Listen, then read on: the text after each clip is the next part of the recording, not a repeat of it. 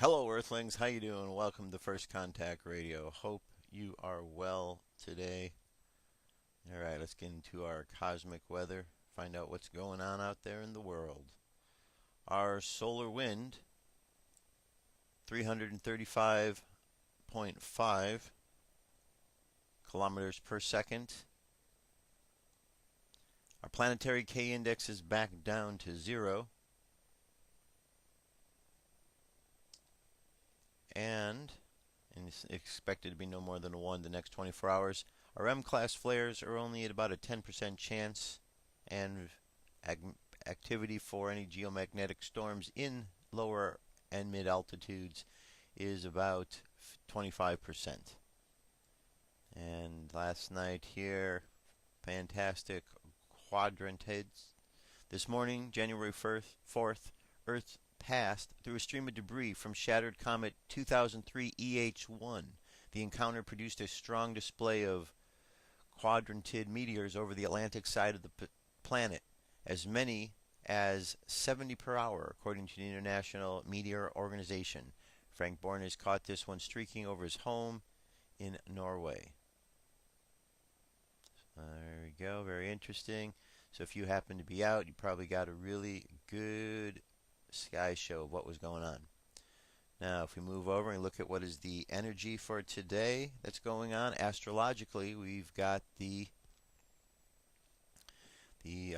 sign of Capricorn. We are still in as far as the sun, so the conscious mind is still dealing with things of a physical, material nature, still working to make progress in the physical, get things started. It's like the beginning of the year. We're all just working to get that physical thing back in gear from where it was last year. Some people have changed. So you can see how that plays itself in. And then we have the moon sign, which represents the unconscious, which is in the sign of Taurus. Taurus, the sign that deals with, again, earthly things, but it has a little different flair to it. Earthly things, and we're challenged to listen beyond the earthly things, listen to what's inside, to the inner teacher, to our higher self, that inner voice that helps guide us along. And so we're reminded with Taurus to pay attention to the outside, that things are on the subconsciously and physically are being dealt with in a physical manner, but again, we're always encouraged to go inside. Now, when we look at our moon, we have the current moon phase, 80% full, making its way on up to a full moon. And our dream spell for today it's a cosmic or crystal day. It's 12, the 12th tone out of 13, yellow crystal warrior. I dedicate in order to question, universalizing fearlessness. I seal the output of intelligence with the crystal tone of cooperation. I am guided by the power of elegance. And on the Gregorian calendar is Wednesday, July 4th, 2012. All right, there you go. That gets us started with today. Now, where are we going to go from here? Well, yesterday I introduced you to a program called Invisible Empire. And you got to hear the very first episode. And I encourage you to go to watch the entire thing. I'm not going to play the whole thing on here. It's a longer show. But I encourage you to go watch it because it's definitely worth your while. Now this one here is another one I want to introduce you to. I'm just going to play the first part. There's 9 parts to this, but you'll be able to follow the link over to YouTube and you'll be able to watch the entire thing. This one is called Shadow Government. It's very, very informative as well. Check this out. I will be back momentarily. Let me set this up for you, get it all right, and away we go. It's obvious that if a government wishes to control its people and make sure they do exactly what they're told to do, they have to monitor them. They have to know what they're doing at all times. We may soon find ourselves living in a nightmare that I think would even George Orwell couldn't have anticipated as to how much control we're putting into the hands of government, large corporations and people that perhaps we can't trust.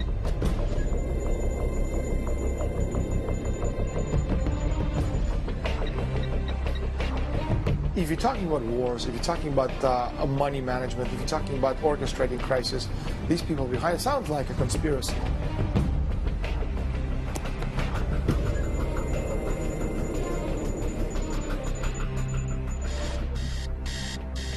If you're an average person, you've definitely got a data file on you in the hands of one of the many private companies that compiles data about Americans for the business world.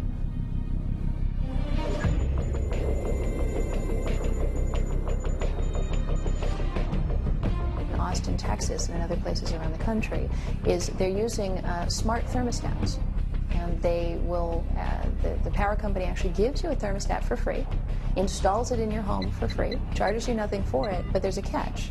And the catch is to get this high-tech, fancy thermostat, you have to allow them, in the event of excessive power consumption, to reach into your home through radio waves and literally turn it off.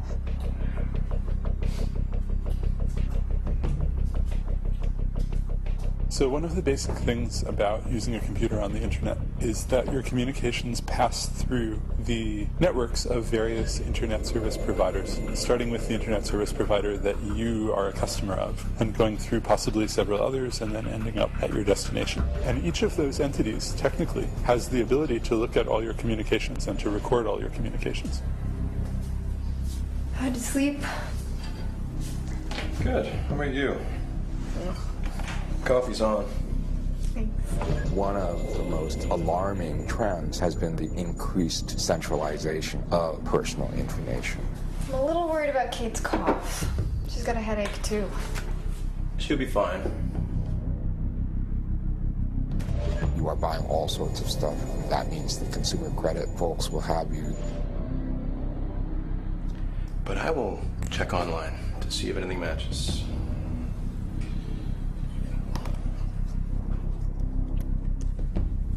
I guarantee you that many of these other database holders have files on you. You didn't hear her last night? Many, many more entities have wanted to know, well, what kind of a person are you? I wonder if she'll want to eat something. No, nothing here. She's always grumpy in the morning when she wakes up, though. Kind of like somebody else I know. Nice. Well, I gotta get going.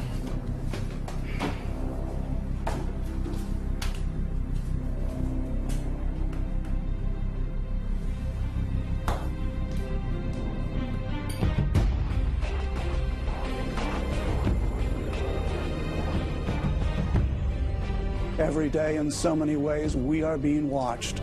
We're told that it's for our own good, for our own protection, to make our lives better. But is it?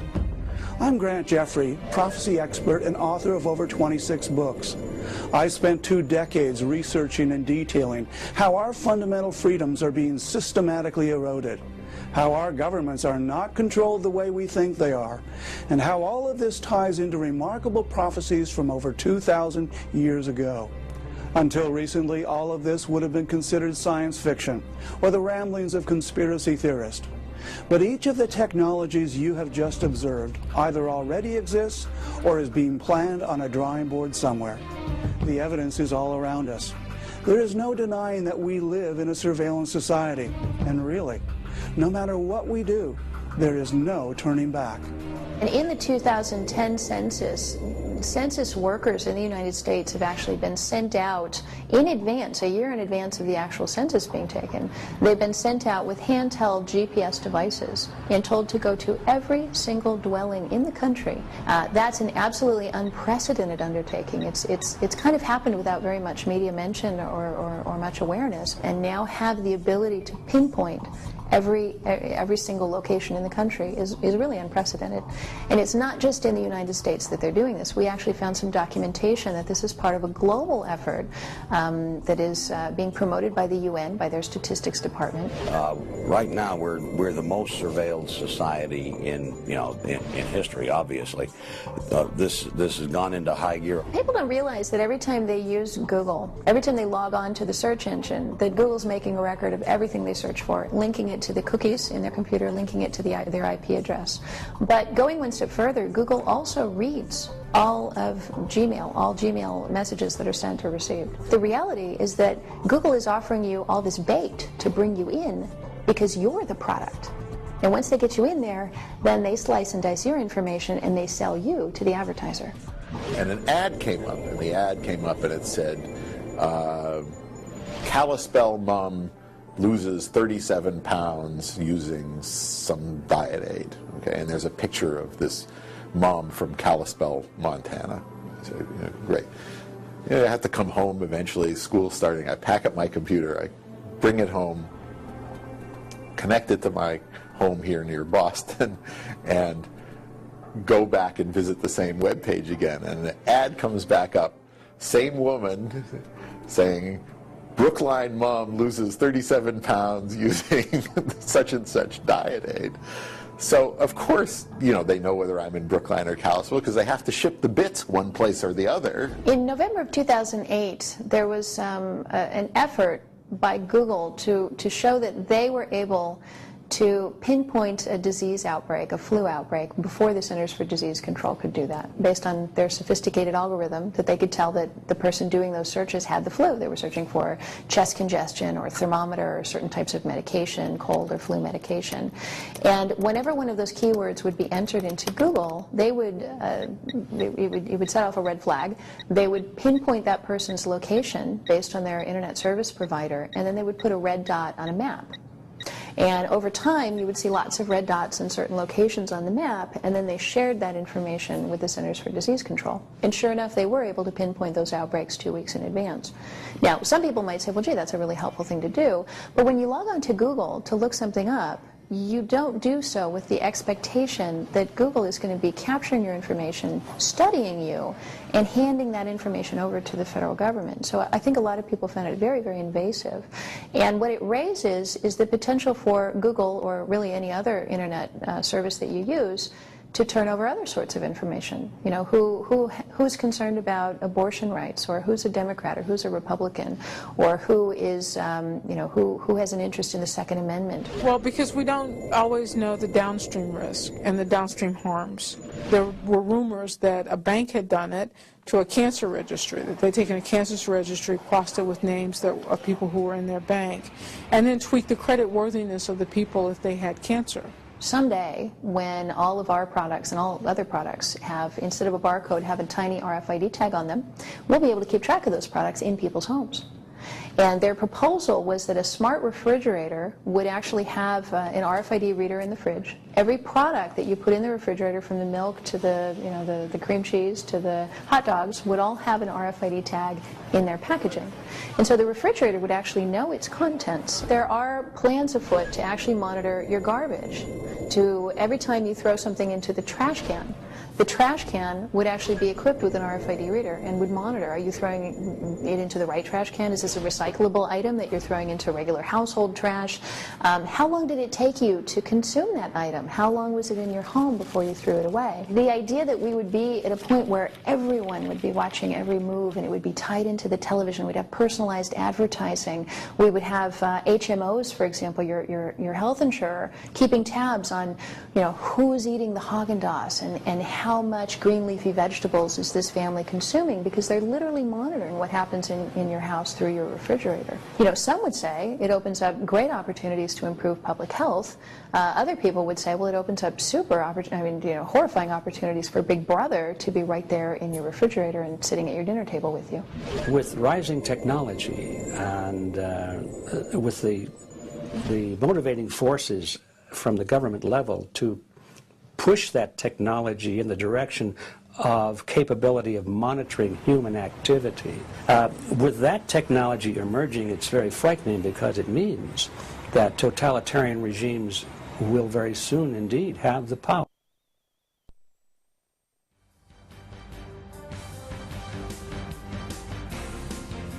This is the UFO News with Joshua Poet. All right, Dirk, thank you very much. This is the UFO News for today. Let's see what we've got. We've got 1, 2, 3, 4, 5 stories for you here.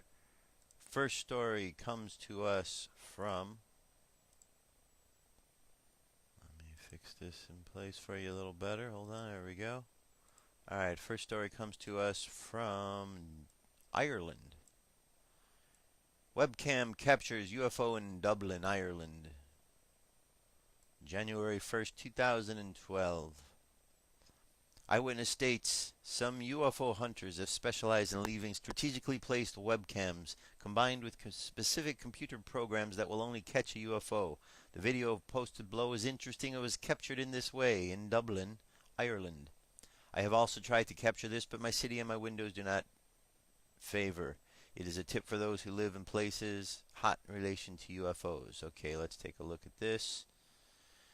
And this, okay, we're looking over the city at the webcam. And, okay, we see an object there, straight ahead, and it's flying. Okay, here we go. Big object moving left or right to left. Now it's kind of starting to go up. That's the object in question. Doesn't seem to be moving like a helicopter. Doesn't look like a helicopter. Certainly doesn't look like an airplane. Wonder what it could be. Alright, there you go. Now, next story takes us over. This is also from Scott Waring Blogspot. Takes us to Baton Rouge, Louisiana. Another UFO sighting. Managed to get on camera. I first saw this one around 8:30 p.m. on the way to Redbox at Albertsons College. Immediately, I recognized the light and shot a few frames in the parking lot. After running inside, I returned to see that it was still there. The opening shot really took me away. At one point, you can clearly see a flashing light passing toward the UFO. I'm not sure if it was a plane or not, but as it passes beyond the flashing light, it is not visible for a few seconds. As the weather forecast for tonight said, Baton Rouge is experiencing clear skies. Therefore, the clouds can be discounted. And my best assumption is that the USO is rather large craft. All right, let's take a look at this here. All right. We're going to fast forward through here a bit. There we go. There's the object in question right in the middle of the screen up there high, the small white dot. We've seen these dots before. Alright. It's not doing any fancy dancing or anything of that nature, just sitting up there. Okay. There you go. That's the sighting in Baton Rouge. Now, moving on, we have Scotland. These UFOs are making their way all around the world. In Scotland, you see the cars just moving along. A little bit of snow going on up there. And there's an it's a car. There we go. You just see that just moved across the road. Boom, right there. Two quick lights. And disappeared into the whiteness of the snow. Alright, Scotland, UFO. Next one. UFO sighting in France. Unidentified flying objects land on the ground. This is from Tracy Pierce. On Sunday, January 1st, 2012, a man was recording video near Loire River in Orleans, France, when he spotted two unidentified flying objects landing in the distance. This UFO sighting took place at 11:04 a.m. The video shows something that cannot easily be explained. The video was posted online by WTF Now, WTF Flow, a channel dedicated to UFOs, aliens, and space research by an alien and researcher. The description of the UFO sighting follows. I was filming the little village in front of a big river, Loire, Orleans, France, when I saw these two UFOs landing on Earth. They look like the famous triangle UFOs, but without lights on it. The two UFOs have probably landed in the forest. I had to go, so I can't tell you if they had taken off since. Filmed by me in France. Okay, let's take a look at this. This is the video of a couple of UFOs landing. Alright. Alright, very good. Look at this now. In the distance, let's see them.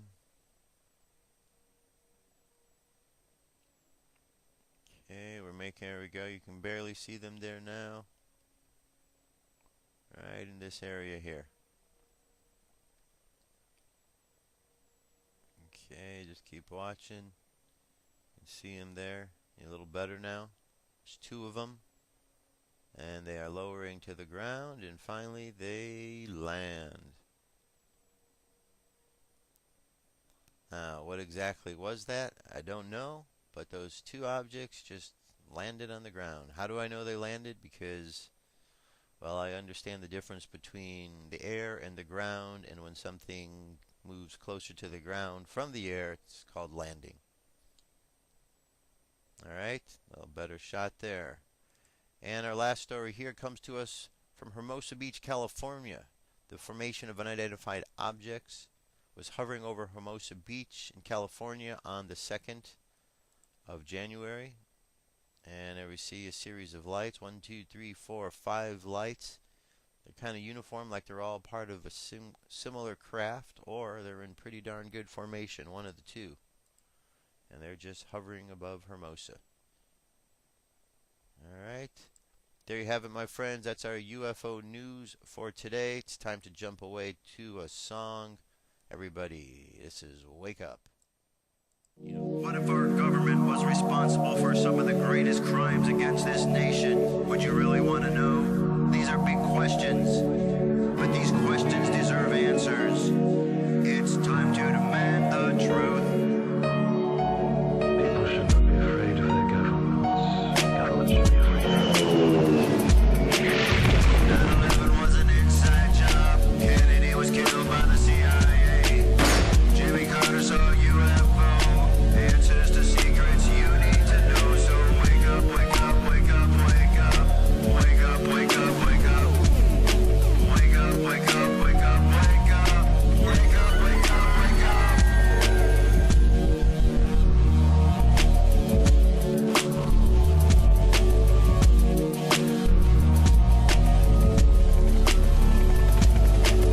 The evidence is overwhelming. Step past your fear, take a look.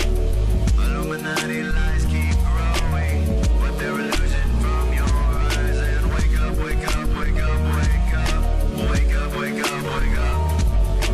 Wake up, wake up, wake up, wake up. Wake up, wake up, wake up.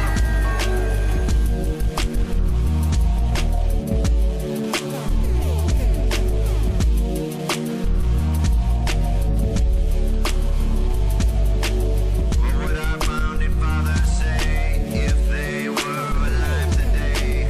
Must be turning in their graves. Redcoats are coming, Big Brother's watching. Wake up, wake up, wake up, wake up. Wake up, wake up, wake up. Wake up, wake up, wake up, wake up. Wake up, wake up, wake up. What if I land and two if I see? And I on the opposite shore will be ready to ride and spread the alarm through every Middlesex village and farm. Whenever any form of government becomes destructive of these ends, it is the right of the people to alter or abolish it. When a long train of abuses and usurpations, pursuing invariably the same object, evinces a design to reduce them under absolute despotism, it is their right, it is their duty to throw off such government and to provide new guards for their future security.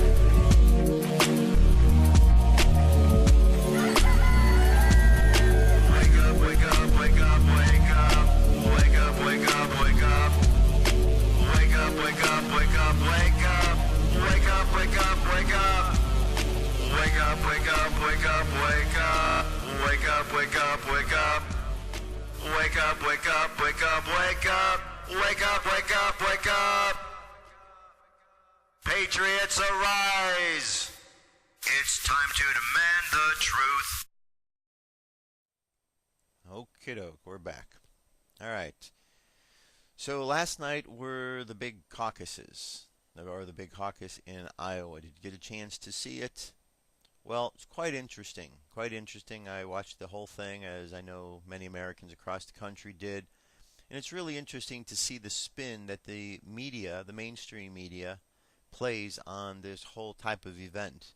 You know, going into the event, there was the concern of possible voter fraud, and this concern came because the Iowa GOP announced that they were going to be counting the votes in a secret location.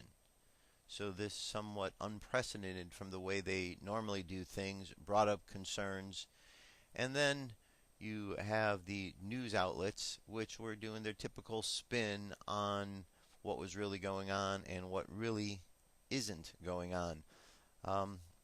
They had the exit polls, the entrance polls. According to the entrance polls, Ron Paul had a slight lead, 24 to 23 over the others. There was some where it was an even tie. And then there was some exit polling which suggests that Ron Paul had 29%, with the next closest one being Mitt Romney at 22%. Somewhere between the entrance polls and the exit polls and all the voting took place, the results were 25%, 25%, and 22%. So within that, that's a pretty darn close race. Pretty darn close race. And I know that this is just the first of many. It's not you don't win based on Iowa. It's just a starting point. There's 50 other states to go on. The race is just beginning. But now we kind of see what we're working with here. And we kind of see the way in which the media is going to continue to paint things. Now, Rick Santorum came out of nowhere, it seems, and really captured the attention of Iowa. Is this actually what the Iowa voters think, or not? Anyway, let me get on to the articles at hand here. Discuss these things. First one comes to us from the Business Insider. Ron Paul may have secretly won the Iowa caucuses. Ron Paul may have officially come in third tonight, but if the campaign's caucus strategy went off as planned, then Paul may actually be the real winner of the first Republican voting contest. That's because Paul's massive organization push in Iowa focused on both winning votes and also making sure that Paul's supporters stuck around after the vote to make sure they were selected as county delegates, the first step towards being elected as delegates to the Republican National Convention. That's because Iowa Republican caucuses are non-binding.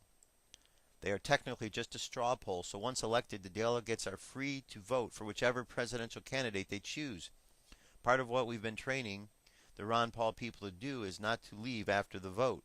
Dan Godgetz, a senior campaign advisor, told Business Insider, stay and get elected to the conventions and get those delegates. Godgetz and Sidney Hay, another Paul advisor, crisscrossed Iowa in the weeks leading up to the caucus, making sure precinct leaders knew what to do in organizing slates of delegates that would ensure Paul walked away with a strong majority, even if he lost a caucus straw poll vote. By the end of Election Day, Hayes said that he was confident that Paul would come away from Iowa with a strong majority of the state's delegates. It's a first good step towards making sure that Paul is a strong presence on the floor in Tampa this summer, something that his supporters believe will force the Republican Party to start reckoning with their movement. All right, and moving from there over to InfoWars, Ron Paul doubles vote tally, captures equal number of delegates as Romney and Santorum. Now this is the important part, because even though, you know, we watch these debates, these caucuses, and then we listen to the media who is trying to do their spin on it. But it's like, you ever watch a sports event, a basketball game, football game? You've got the sports commentators which are commenting on what's going on. But sometimes what they say really doesn't make a difference because it's all decided on the field of play. And that's how it is with these events. The commentators, they're just going to go ahead and they're just going to tell you what they need to tell you based on which network they're about. CNN, MSNBC, Fox, they're not fans of the Ron Paul revolution that's going on because it undermines what they are trying to lie to you about. See, the mainstream media does not want to keep you informed. If they did, they would be telling you more things like the National Defense Authorization Act was signed by the president. But can you recall that that has been a story that's been on any of your mainstream news that you've watched? Have you found it in any of the newspapers, the big newspapers in the cities where you're at? Or on the front covers of any of the major magazines? No. It's not really discussed in those outlets because they don't want you to know. Why wouldn't they want you to know about something like that? Because they plan on using it on you. And if you knew that there was something in the works that was potentially going to invade your family's privacy, well, you might do something about that. Maybe. But if you didn't know that it was even existing, then you wouldn't even think twice about it because you knew it's not there. Well, I'm just kind of getting off subject here, but the point is that as these debates, as these caucuses and primaries continue to go on, all of the candidates, what they're doing is you've got the popular vote. You've got what you are seeing on the media and what everybody's watching on the televisions. Now that may or may not be true, but behind the scenes there's things taking place, deals that are being put in place with the candidates, and that's changing the way things are looked at. But then you have the delegates that they pick up at these conventions, and that's the important part here. So this article goes on to say, Ron Paul doubles vote tally, captures equal number of delegates as Romney and Santorum. So Ron Paul heads into New Hampshire having more than doubled his 2008 Iowa vote tally and secured an equal number of Republican delegates as Romney and Santorum, and is projected to beat Santorum in a strong second-place finish in next week's primary. After weeks of intense and sustained smear attacks by the establishment media, during which Paul was labeled everything from dangerous to disgusting to racist and even called a terrorist, the Texas congressman still managed to secure 26,219 votes compared to 11,841 votes in 2008, finishing third behind Romney and Santorum. Crucially, Paul has obtained an equal number of delegates to both Santorum and Romney, 7 in total. Paul may actually be the real winner of the first Republican voting contest, writes Grace Weiler. That's because Paul's massive organization push in Iowa focused on both winning votes and also on making sure that Paul's supporters stuck around after the vote to make sure they were selected as county delegates, the first step towards being elected as a delegate to the Republican National Convention.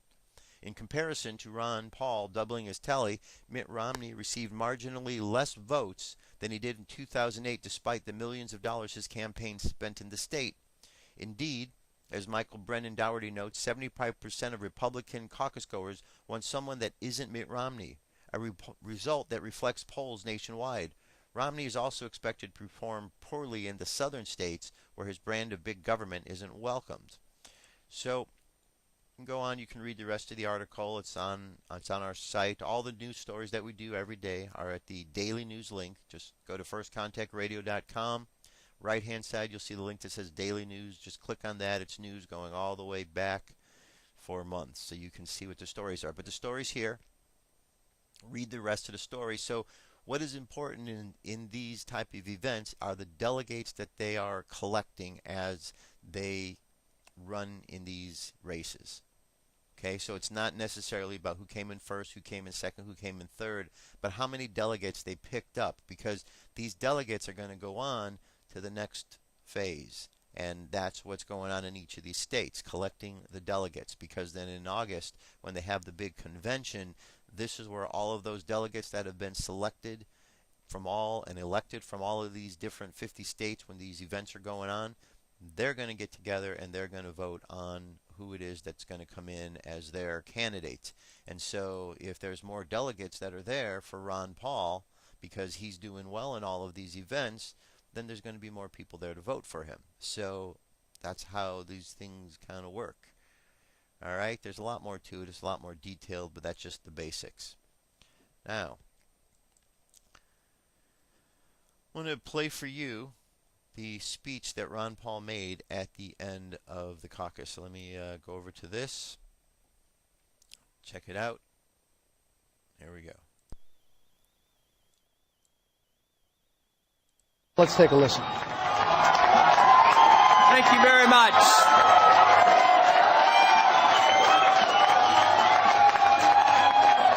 Thank you.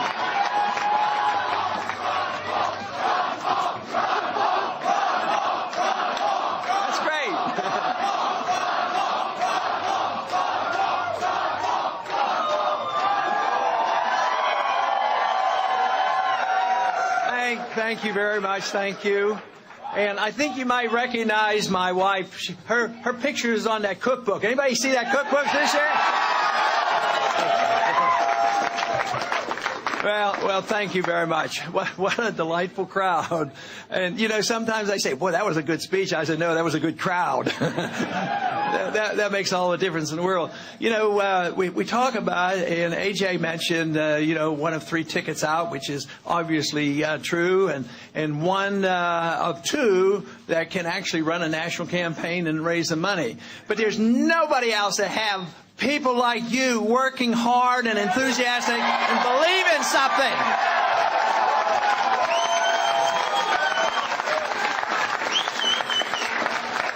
That is all the difference in the world. And before I continue with any more comments, I do want to bring at least step forward three of our chairmen. You met already, A.J. Stryker and David Fisher would step forward, as well as Drew Ivers, who's been the chairman, and they are on the Central Committee, and they have led the charge all throughout Iowa.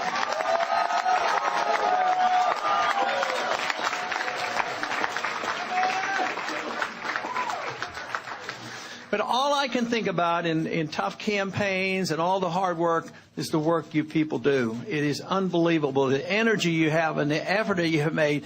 But what makes me feel good about it is you're doing it because you believe in something. That is what's worthwhile.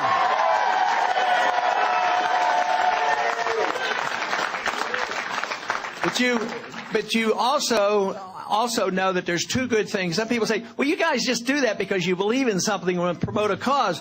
Certainly, but how's the best way to promote a cause? That is, win elections. That's the way you promote it. Now, the enthusiasm has been unbelievable. It's fantastic. It's national. Thousands of people now have been involved, not only in Iowa, but around the country, and they're ready and raring to go. But we have to look at the wonderful changes that have occurred in our country in a positive way. The country has suffered a lot in a negative way. The economy's in trouble. Our civil liberties are being trashed. Our foreign policy has been a mess and drains us, both economically and our military forces. But at the same time, people are coming together, and we had the task, where we are very successful, is reintroducing some ideas the Republicans needed for a long time, and that is the conviction that freedom is popular.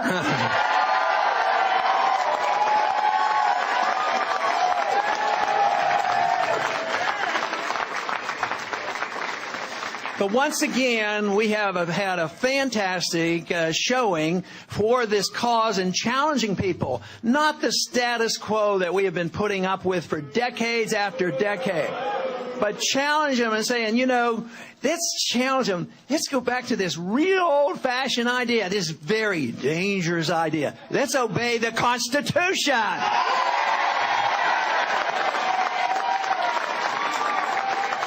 And too often, those who preach limited government and small government, they forget that invasion of your privacy is big government, and we have to emphasize protecting your personal rights and your economic rights are what the government's supposed to do. They're not supposed to run our lives or spend our money.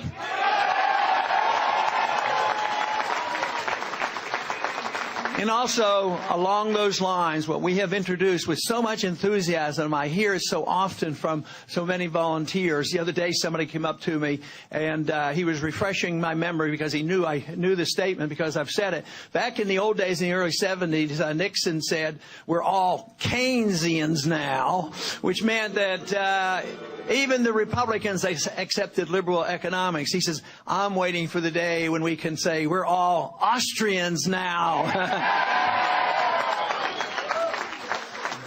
But the biggest change, I think, in intellectual and political changes that we have brought about is the emphasis on a very important matter, making sure we get to the bottom of the ultimate bailouters, and that is our Federal Reserve System. We need reforms there, and we need a new monetary system, and obey the Constitution.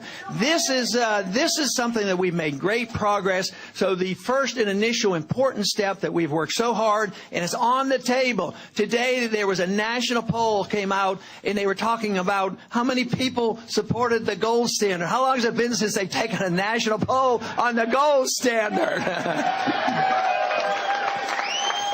And guess what? The majority of the American people believe we should have a gold standard, not a paper standard.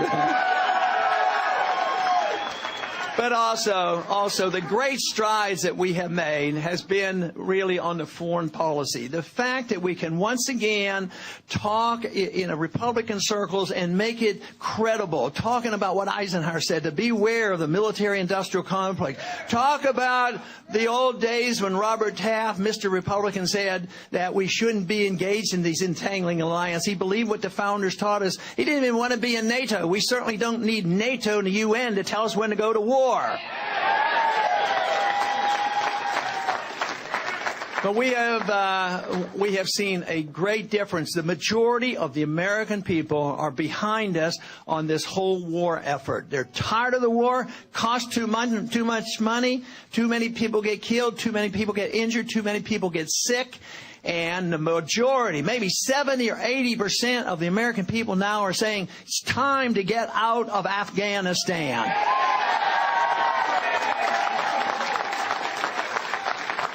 So those are the issues. Those are the issues that we have brought front and center. They're out there. They're not going to go away. And we have tremendous opportunity to continue this momentum. It won't be long that there's going to be an election up in New Hampshire. And believe me, this momentum is going to continue. And this movement is going to continue. And we are going to keep scoring, just as we have tonight.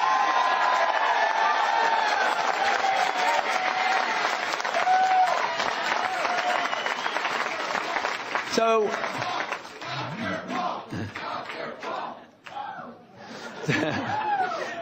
tonight we have come out of an election where we're essentially three winners, three top vote getters, and we will go on. We will raise the money. I have no doubt about the volunteers. They're going to be there.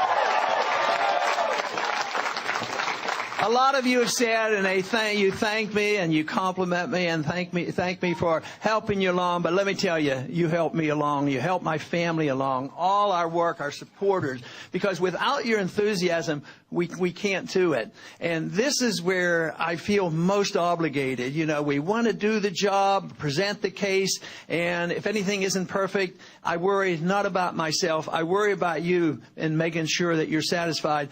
I think there's nothing to be ashamed of, everything to be satisfied, and be ready and raring to move on to the next stop, which is New Hampshire.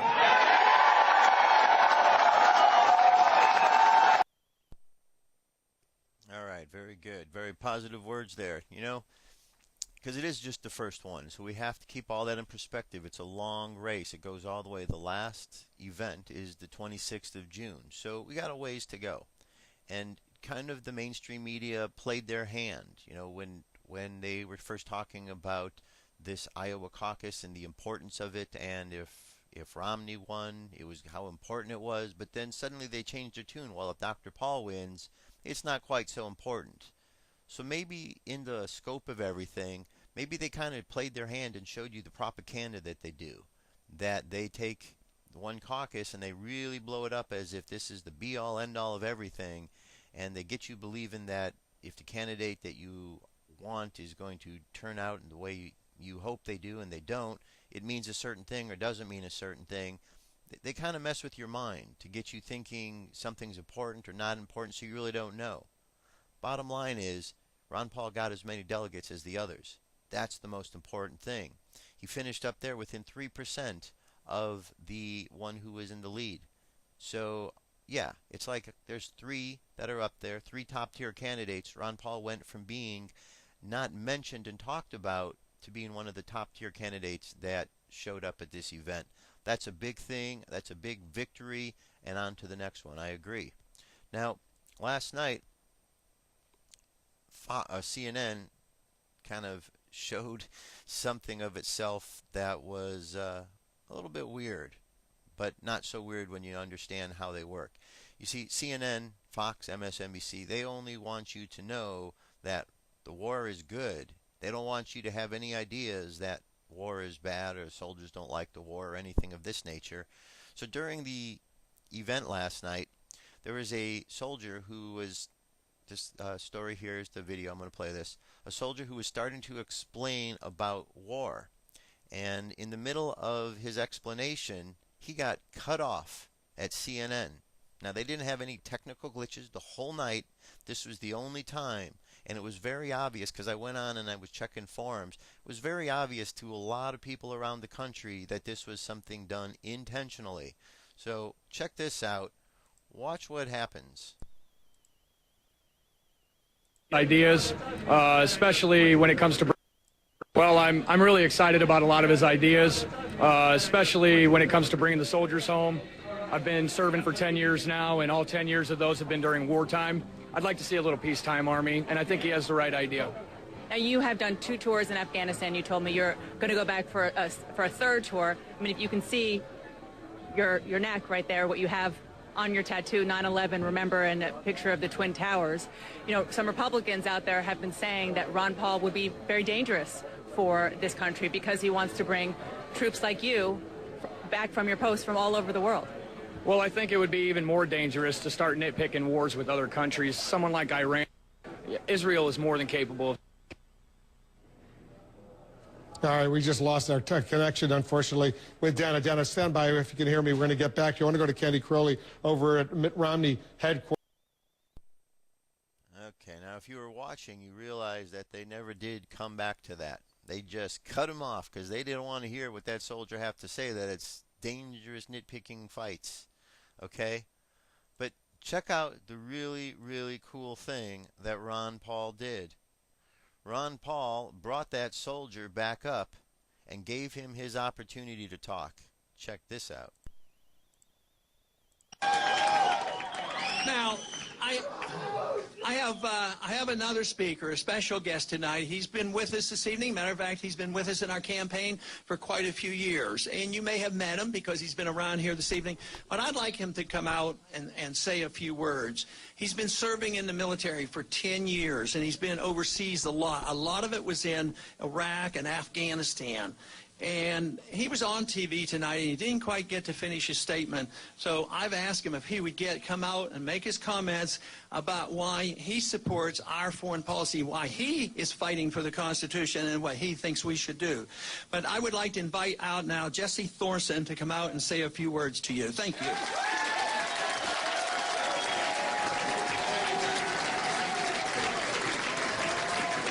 How about Ron Paul?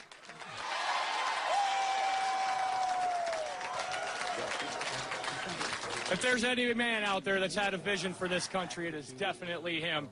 His foreign policy is by far, hands down, better than any candidates out there, and I'm sure you all know that. We don't need to be picking fights overseas, and I think everybody else knows that, too. I'm flabbergasted right now. This is an incredible moment for me. I can't believe it. It's like meeting a rock star. But you know what? We're going to go to New Hampshire. We're all going to get involved. We're going to keep getting online. We're going to keep talking to people. And we are going to make sure this man is the next president of the United States.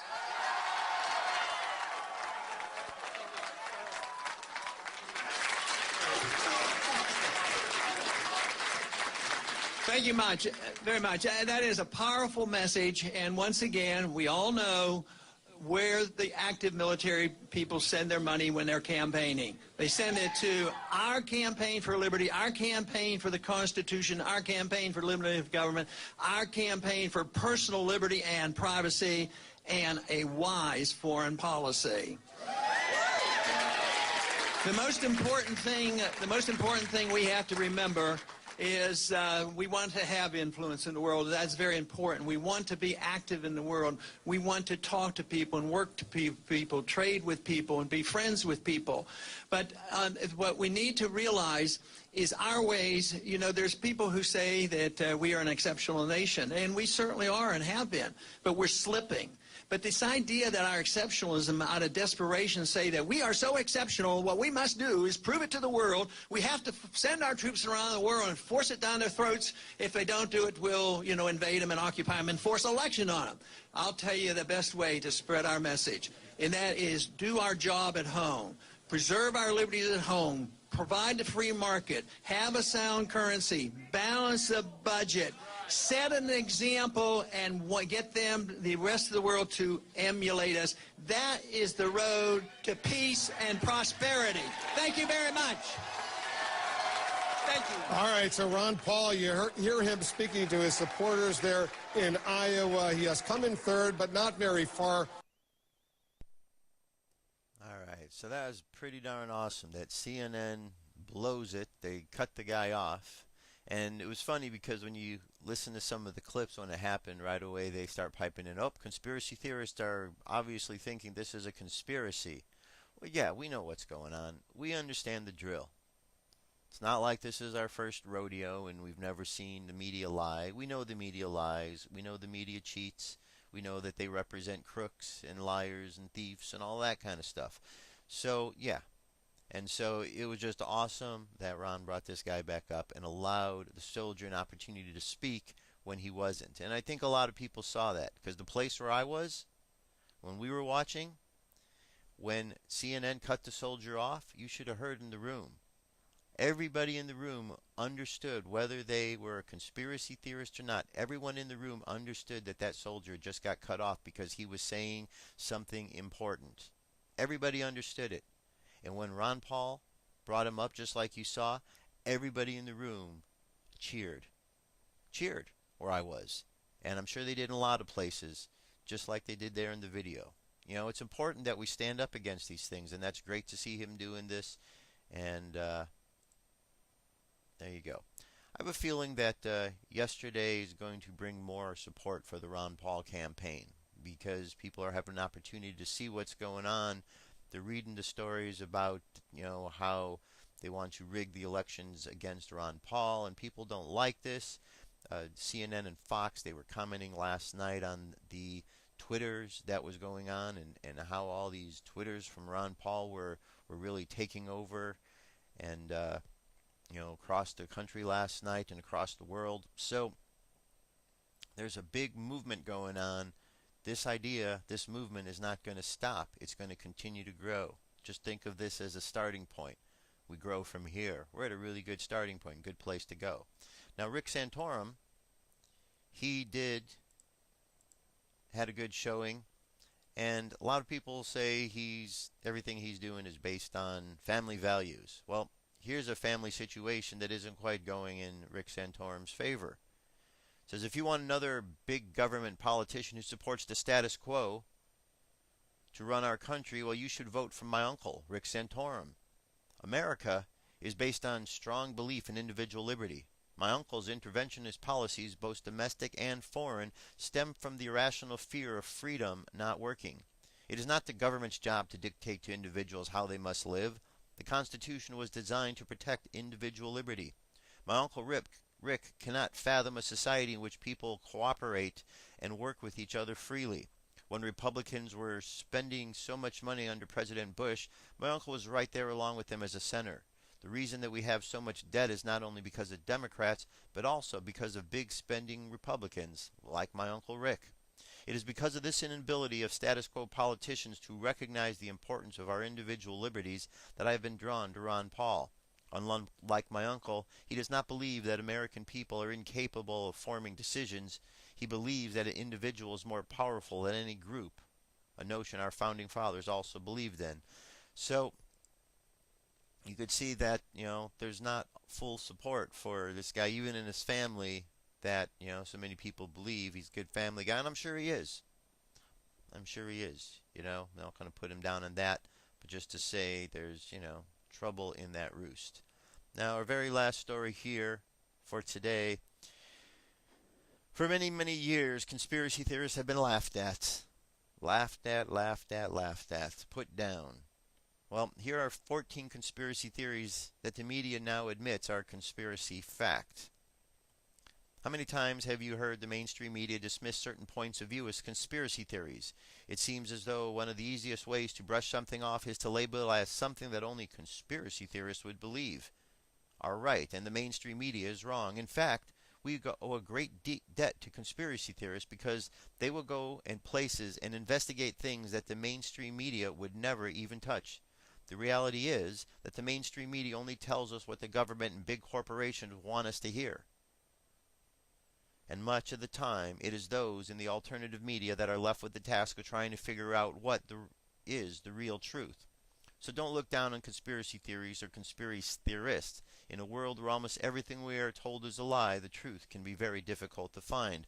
Now here are 14 conspiracy theories that at one time were dismissed.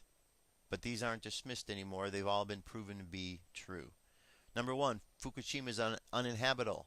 Back in April, an article, much of northern Japan is uninhabitable due to radiation. The media laughed, but now it turns out that those who feared the worst right after it were right after all. Okay? Second was the U.S. military attack on Libya. At the beginning of the year, nobody would have dreamed that the U.S. military would have attacked Libya, but it happened. At first, those that tried to warn about an oncoming conflict in Libya were called kooks. And even until recently, many in the media were still trying to deny that NATO was arming and training the rebels. Third story is the widespread use of RFID chips in humans. The doubters said it would never happen. They said that we would never see the day when RFID chips were implanted in humans on a widespread basis. Well, today there are examples of this all over the world. One of the most stunning examples recently has come out of Mexico. According to the Washington Post, thousands of worried Mexicans have been selling satellite and radio frequency tracking products implanted in their skin in order to protect themselves against abduction. The fourth one is $2,000 gold. It wasn't only a matter of months that we were told that gold was in a bubble at 1,400 an ounce. Well, gold recently crossed 1,900 an ounce barrier and appears poised to go much higher. The fifth one was that Obama wants to impose backdoor amnesty. Well, it happened. The Obama administration has now instituted backdoor amnesty. The U.S. government provides weapons for Mexican drug cartels. Well, we all heard the report about Fast and Furious. We know how that one has turned out. Fluoride is harmful. Then, let's see, the Department of Health and Human Services and Environmental Protection Agency are proposing the change because an increase in fluorosis, a condition that causes spotting and streaking on children's teeth. The eighth one is the Federal Reserve favors the big banks. Well, we have found this out to be true, haven't we? We're always told by the media that the Federal Reserve was above politics and did not show favoritism.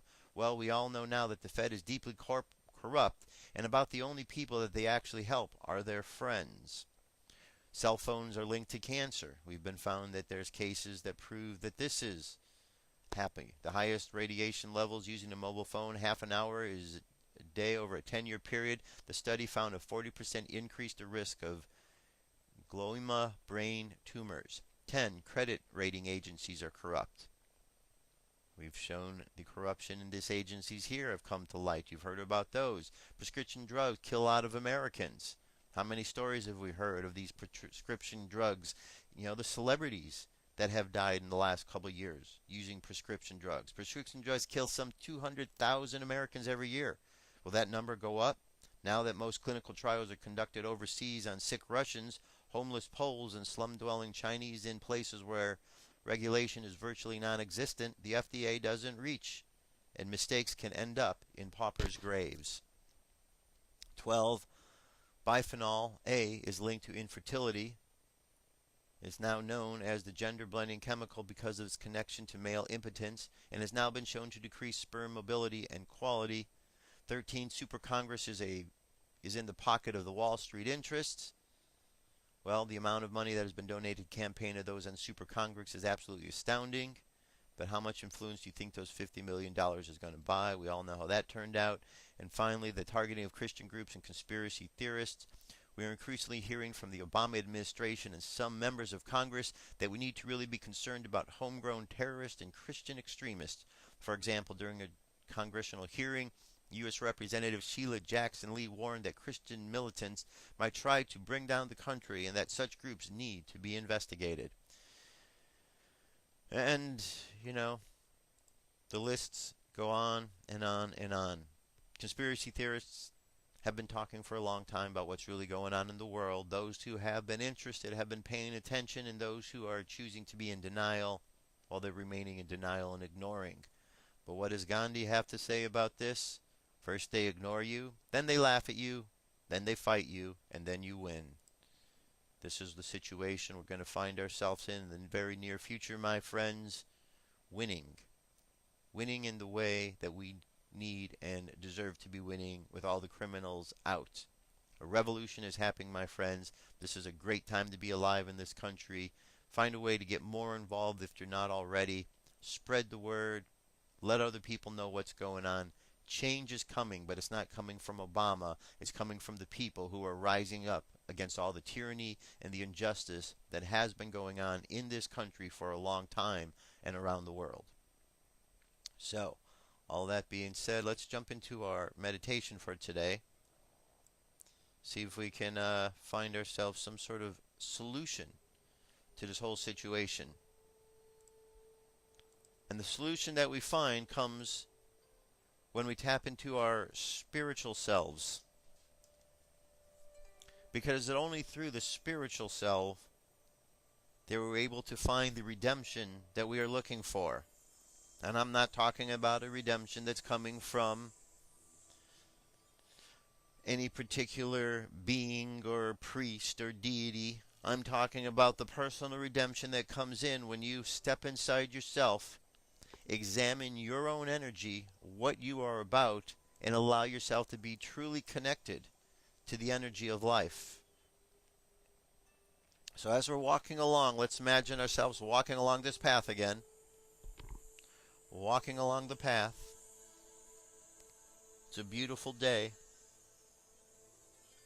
Listen to the birds in the air. A gentle breeze is blowing, the sun is shining. And as we're walking through, a gentle rain comes and falls upon everyone. And as it does, you feel that all of the doubts and the fears that have clung on to you are washed away. And you find that the things that were holding you back are no longer holding you back. Your mind becomes clear and you can see clearly what is going on in the world, and you realize that the things you are being told are different than what is really going on in the world. And you realize that all you have to do is turn off the voices of mistruth. Turn away from the doubts and the fears, and the truth is right there available for you. So you walk along the path, along with every other being that's around in this planet. We're all walking, making a journey, sharing the truth with each other. And as the truth goes on, it's like a light. And imagine light shining all around the planet, as one by one the light of truth shines within the individuals, the human beings, the earthlings upon this planet. And as the light of truth shines, the darkness of lies dissipates. The darkness grows smaller and smaller until the light finally chokes out the darkness, and the darkness is no more.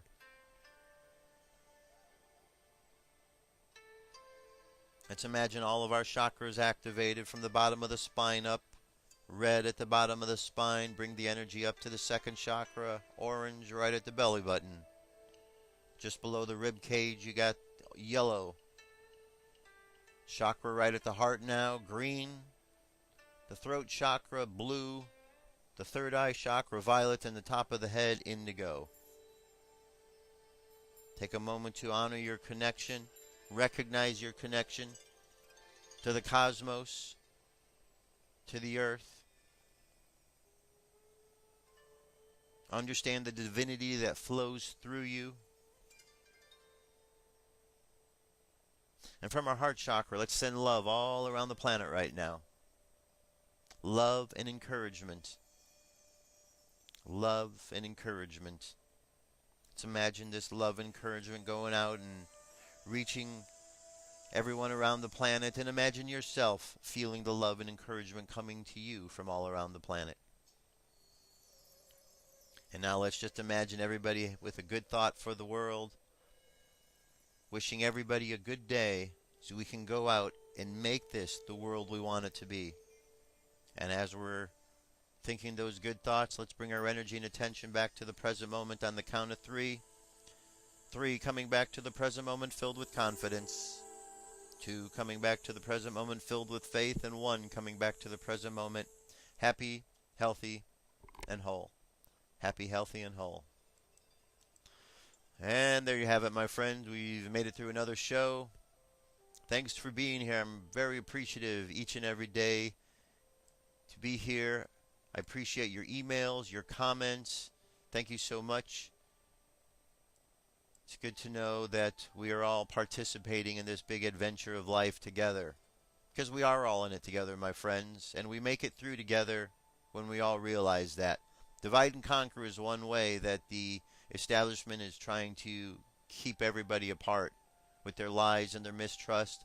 But people are smarter these days, and they're getting smarter every day, realizing the truths and realizing where the lies are come from. And as long as we keep doing that, we're going to keep growing stronger and stronger, because there's more of us than there are of them. Remember that. There's more of us than there are of them. All we have to do is stand together, and we believe that we shall succeed. All right, my friends, that's it for today. I'll talk to you tomorrow. Peace. I'm out of here.